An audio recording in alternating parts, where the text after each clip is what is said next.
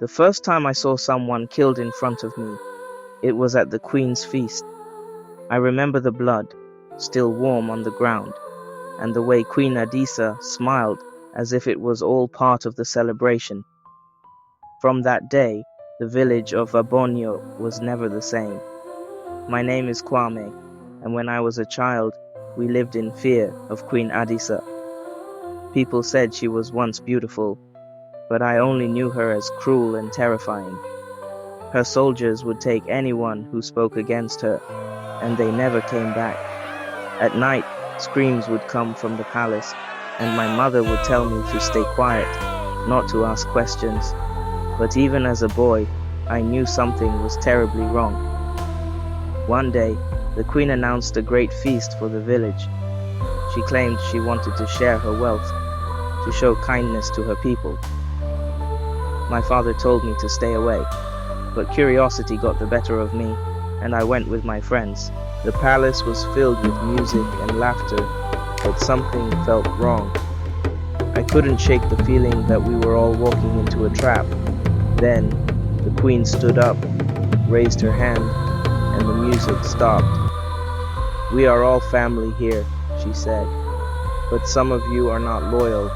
Some of you speak against me in secret." The crowd fell silent. I could feel the fear tightening around us like a rope.